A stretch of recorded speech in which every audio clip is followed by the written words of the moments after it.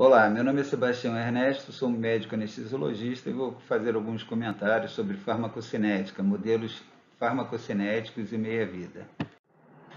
Praticamente todos os processos farmacocinéticos, seja absorção, distribuição, metabolização ou eliminação por excreção, se dão através de principalmente dois mecanismos possíveis: a cinética de primeira ordem ou a cinética de ordem zero.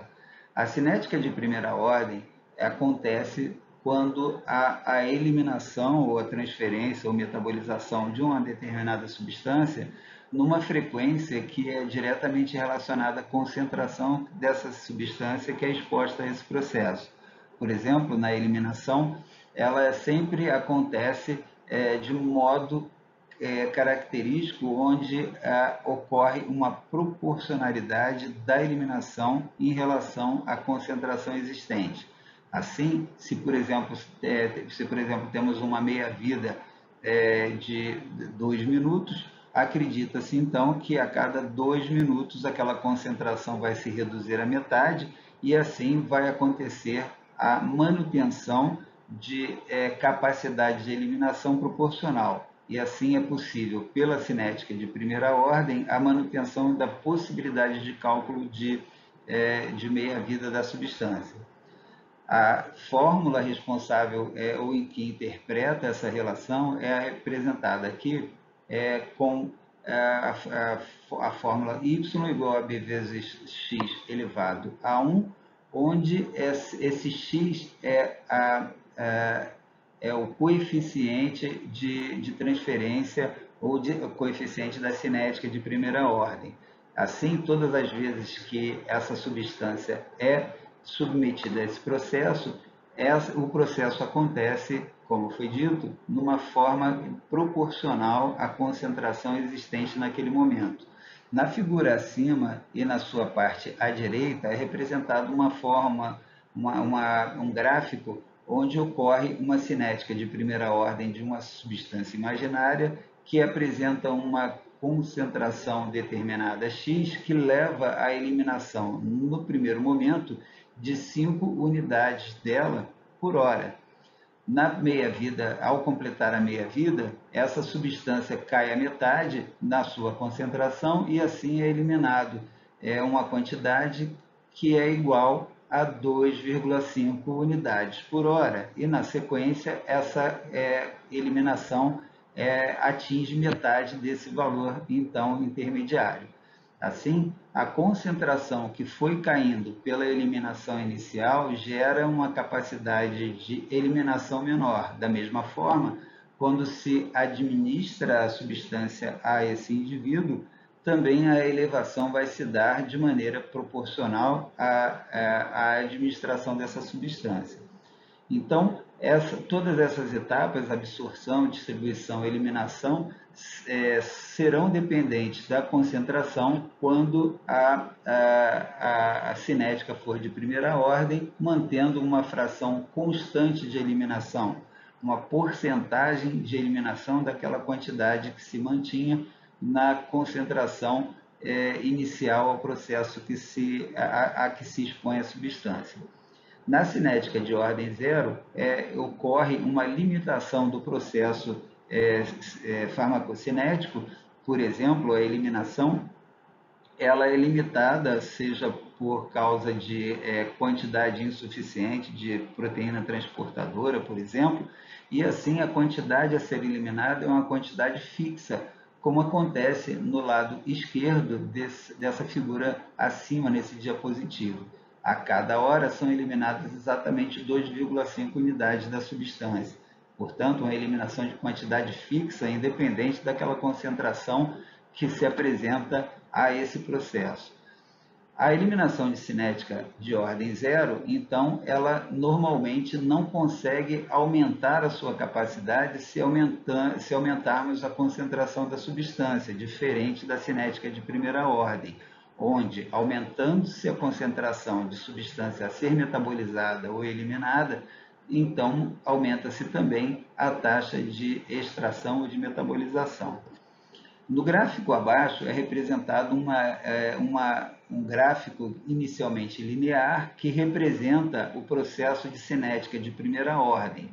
Esse processo, nesse exemplo, se esgota depois que a concentração da substância atinge um determinado valor. Acredita-se, então, que nesse momento houve saturação do processo farmacocinético, seja ele de metabolização, eliminação ou outro. E aí, aquela apresentação linear de processo farmacocinético começa a atingir um desenho curvo que representa aumento progressivo do acúmulo da substância por redução da capacidade daquele processo farmacocinético. Nesse momento, disse que houve uma cinética de Michaelis-Menten, ou seja, uma substância que, numa determinada concentração, apresentava uma cinética de primeira ordem, mas à medida que essa concentração vai aumentando, essa cinética de primeira ordem acaba se saturando por saturação do processo farmacocinético, levando ao surgimento da cinética de ordem zero, caracterizando o que se chama cinética de Michaelis-Menten. Isso acontece facilmente quando utilizamos fenitoína, quando há produção excessiva de bilirrubina, onde a eliminação progressiva dessas substâncias acontece num estágio inicial e depois começa a haver a saturação do processo e começa a acontecer, em consequência disso, o acúmulo dessas substâncias. A saturação também ocorre em situações em que substâncias que têm alta ligação proteica são administradas em altas quantidades, em doses muito elevadas, e aí ocorre saturação da proteína de ligação e começa a sobrar a substância não ligada à proteína, caracterizando o início do processo de Michaelis-Menten.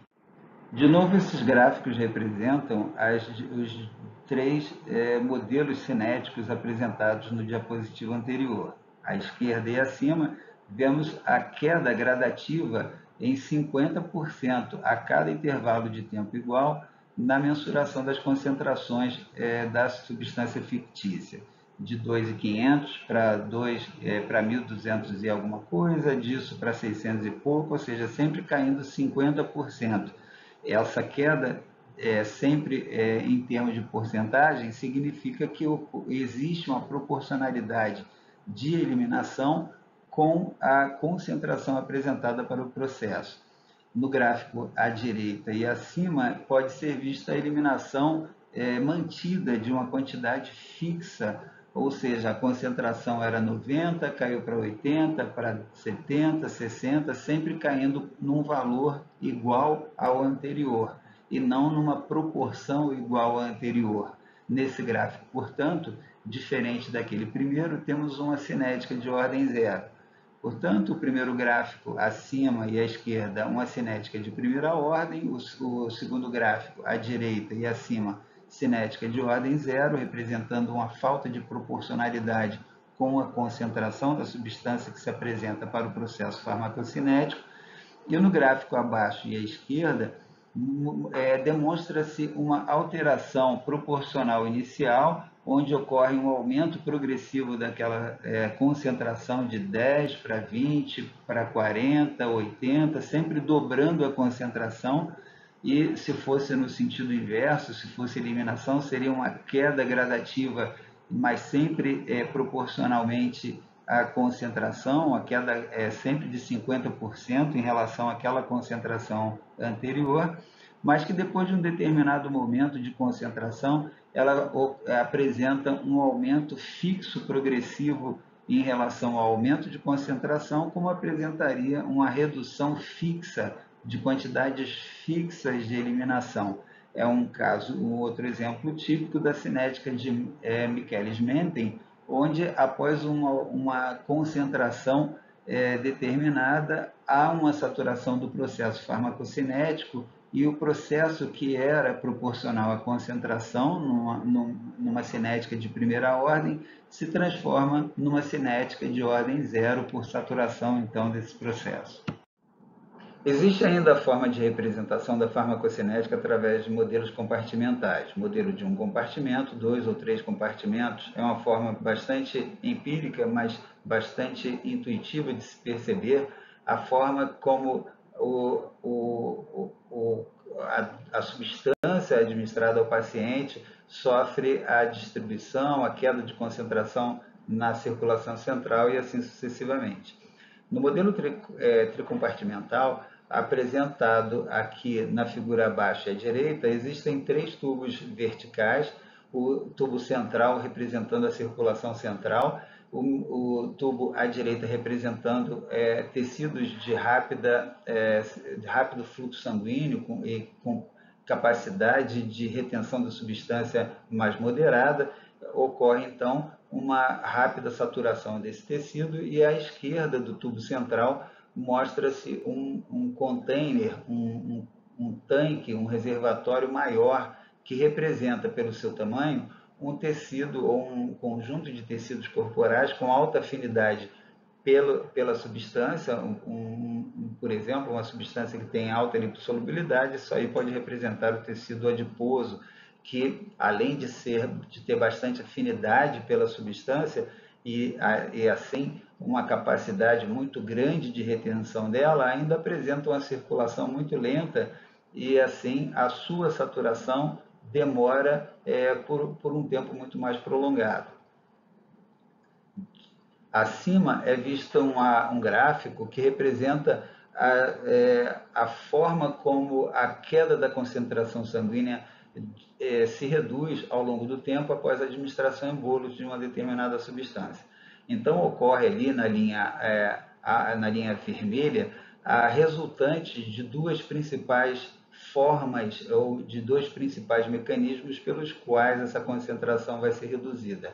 A linha reta azul representa o momento de rápida queda da concentração sanguínea que ocorre principalmente pela distribuição para os tecidos periféricos.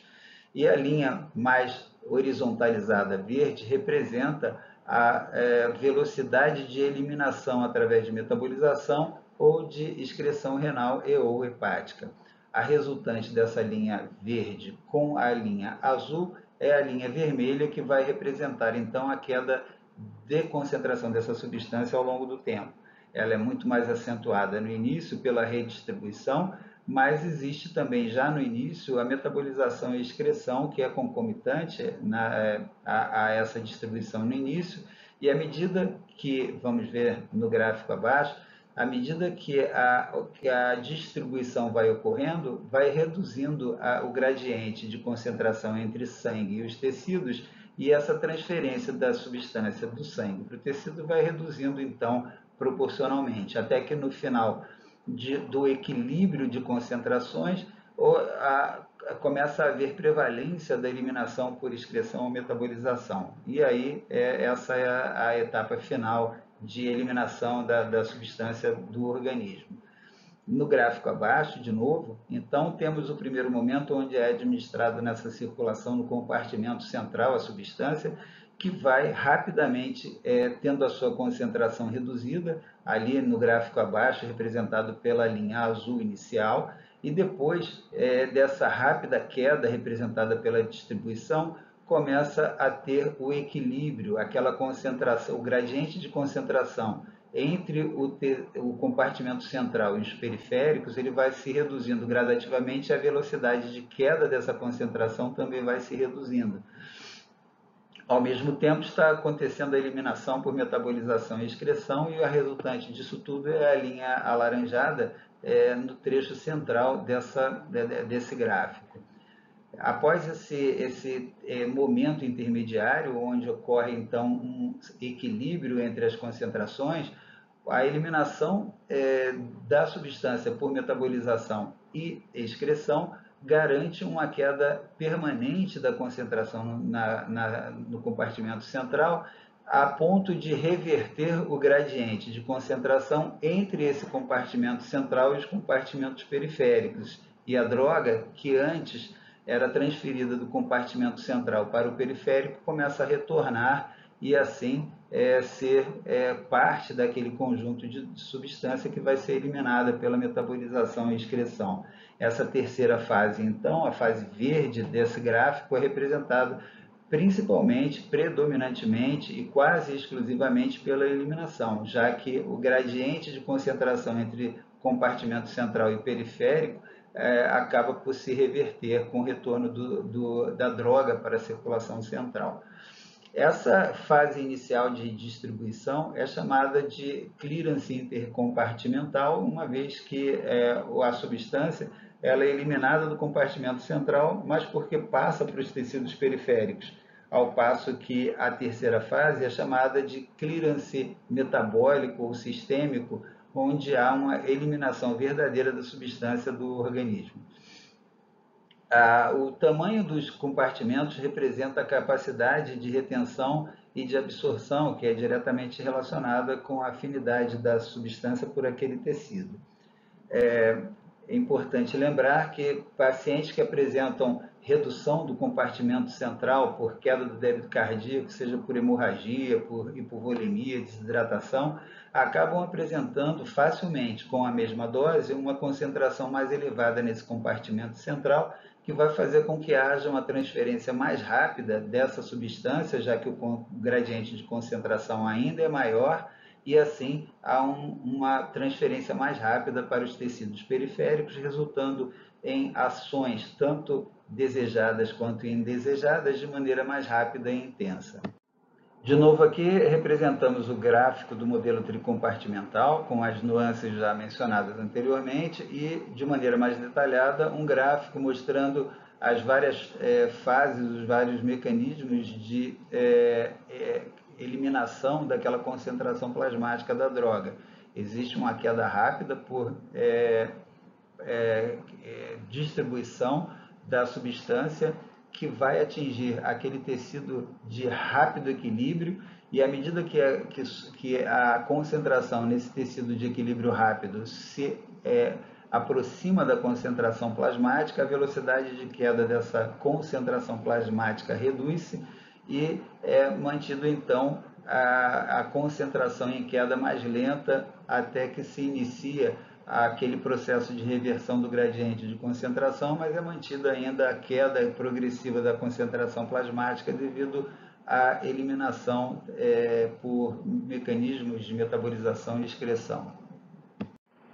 Define-se meia-vida como o tempo necessário para a queda da concentração sanguínea de uma determinada substância à sua metade. E se a cada mensuração, após um tempo igual, caiu de novo a metade, significa que existe realmente uma meia-vida passível de ser mensurada e que esse é um mecanismo de cinética de primeira ordem. Como vai ser visto posteriormente, é necessário um tempo igual a 4,5 meias-vidas para a eliminação de 95% da quantidade de droga existente no corpo. Corroborando o que foi dito no diapositivo anterior, temos aqui um exemplo fictício de uma determinada substância que foi administrada gerando uma concentração inicial de 8 mg por litro. Essa fração, então, é igual a 100% e não houve, então, eliminação nenhuma, já que estamos considerando esse o tempo zero. Após 1 hora, essa substância fictícia teve a sua concentração reduzida em 50%, caiu de 8 para 4 mg por litro, portanto, permanece ali 50% da concentração inicial. Após mais 1 hora, ou seja, 2 horas após o início da avaliação, esse indivíduo perde mais 50% da concentração atual, ou seja, 50% dos 50% que restaram, ou seja, ele eliminou 50% mais 25%, ficando agora com apenas 25% dessa concentração. Na terceira meia-vida, ou terceira hora dessa substância, a concentração cai a 1 mg por litro, ou seja, caiu mais 50%, e daqueles 25% que restam apenas agora 12,5%. até que após 5 horas ou 5 meias-vidas dessa substância, restam 3,125% da concentração inicial. Essa é a avaliação, é a explicação para ao relato de que são necessários cerca de 4,5 meias-vidas para a eliminação de 95% da concentração daquela substância, da concentração inicial. Substâncias mantidas em infusão contínua tendem a provocar acúmulo e, assim, a aumentar o tempo de eliminação das mesmas. Nesse exemplo, foi testado a infusão de Propofol durante 30, 60 e 120 minutos, mantendo nesse tempo um alvo de 4 microgramas por ml. Durante essas infusões, então, a concentração mantida em 4 microgramas por ml e, após a interrupção da infusão, foi avaliado quanto tempo foi necessário para que a concentração de 4 microgramas por ml se reduzisse a meio micrograma por ml. Foi visto, então, que os pacientes que tiveram a infusão durante 30 minutos, levaram 30 minutos para ter a queda da concentração a esse valor.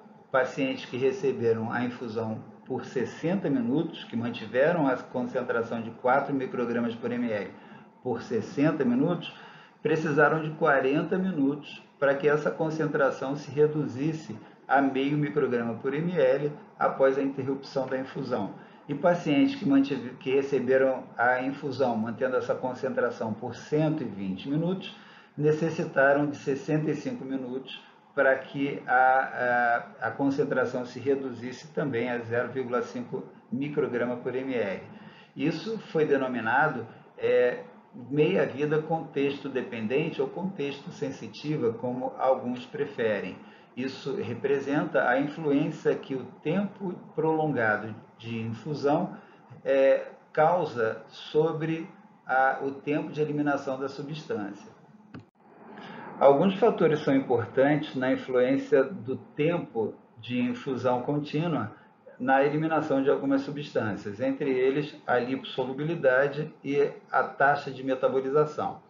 Comparando midazolam, propofol, tionembutal e dexmedetomidina para a avaliação do tempo de redução de 50% ou de 80% da concentração inicial após a interrupção da infusão, pode-se perceber que o Propofol tem uma meia-vida contexto sensitiva muito menos influente do que, por exemplo, o tionembutal, que tem uma lipossolubilidade muito grande e a metabolização mais lenta. Portanto, a infusão do tionembutal leva a um acúmulo e um tempo de metabolização curto, com um volume de distribuição muito grande, e faz, então, com que haja uma meia-vida contexto dependente bastante expressiva.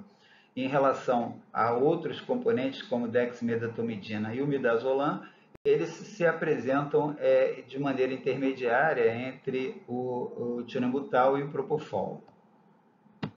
Aqui na comparação entre os 4 principais opioides utilizados em anestesia, o alfentanil, remifentanil, sulfentanil e o fentanil, podemos ver nos gráficos como ocorre diferença de comportamento entre os 4. O fentanil tem um tempo de eliminação bastante prolongado, ele tem um perfil bastante desfavorável à infusão contínua, e o remifentanil, ao contrário, ele tem uma metabolização muito intensa por esterases tanto plasmáticas, mas principalmente em enterócitos e em musculatura lisa, que faz com que, independente do tempo, a sua meia-vida se mantenha igual a mais ou menos 6 minutos. Ela não sofre interferência do tempo de infusão contínua.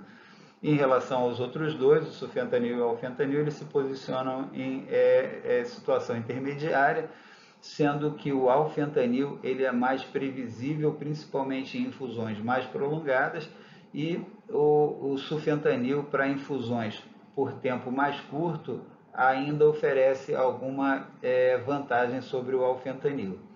mais importante é o conhecimento do fato de que, apesar do remifentanil apresentar essa meia-vida mantida de 6 minutos, independente do tempo, isso não garante a recuperação do paciente de maneira tão rápida.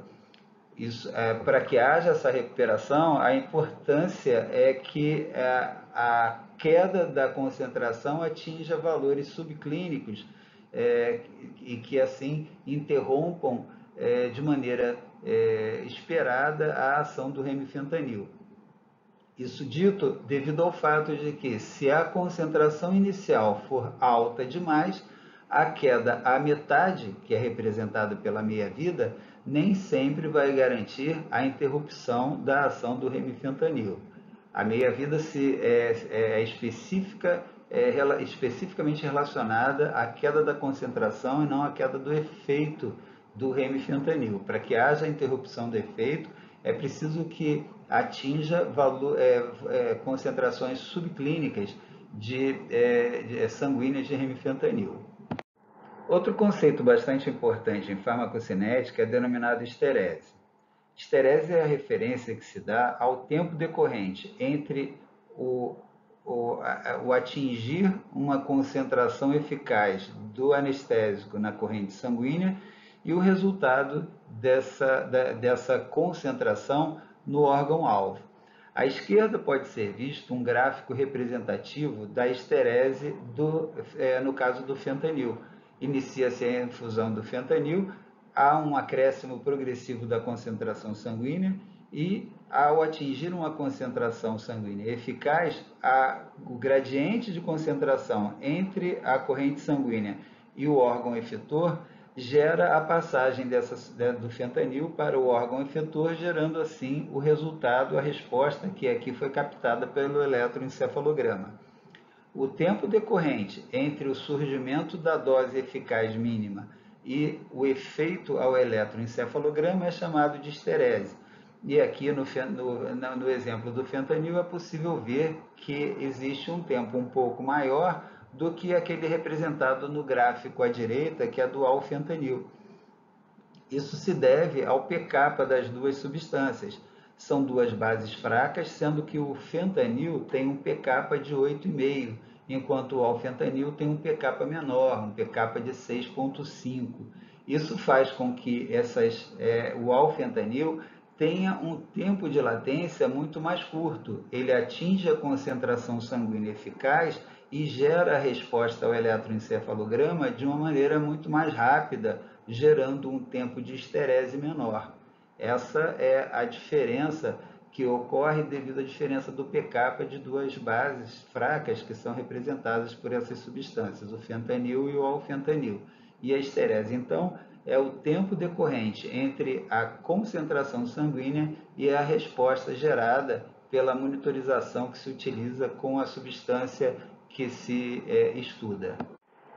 Uma curiosidade bastante interessante em relação à esterese é o fato de que a concentração sanguínea, normalmente ao atingir o efeito desejado no órgão efetor, ela é mais alta do que essa concentração sanguínea no momento em que se interrompe a administração da substância e que já está na fase de recuperação. Isso pode ser visto nesses gráficos, onde a administração inicial da substância em estudo gera uma elevação progressiva da concentração sanguínea da droga, que gera, então,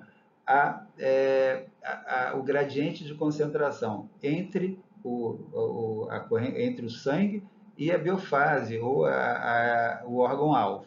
Assim, ao atingir essa concentração em órgão-alvo, devido a esse gradiente de concentração, ocorre, então, uma concentração sanguínea superior àquela concentração atingida na biofase. E, com a continuação da administração dessa substância, a concentração sanguínea acaba por se elevar um pouco ainda acima daquela concentração que se atingiu no órgão-alvo, na biofase. No momento em que se interrompe a administração da substância, há uma queda progressiva da concentração sanguínea até que ela se iguala à concentração da biofase, e nesse momento, até esse momento, ainda acontece uma interação de igualdade de concentrações, um equilíbrio de concentrações, e após isso a concentração sanguínea começa a se reduzir, iniciando-se então o gradiente reverso. Mas nos momentos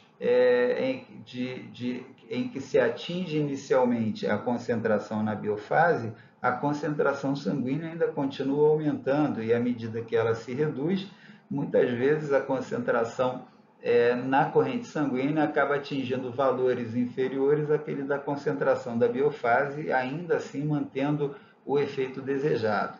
Essa interação de esterese na indução e na recuperação são de conhecimento farmacocinético interessante. No modelo farmacocinético tricompartimental, então, existem os microclearances que acontecem nas transferências de drogas no momento da indução, onde o gradiente de concentração favorece a passagem da substância do compartimento central para os periféricos, representando então esse microclearance pela letra K, e a numeração indicando o primeiro número de qual compartimento a substância procede e o segundo número para qual compartimento ele vai.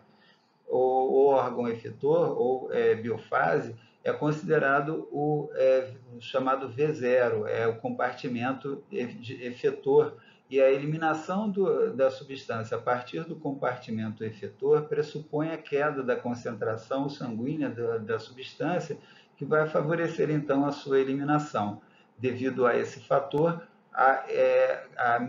o microclearance a partir do órgão efetor ou da biofase é denominado KE0, que pressupõe a eliminação da substância a partir dessa biofase e a não recuperação do mesmo, a não ser que haja a manutenção de infusão contínua ou repetição da dose da substância.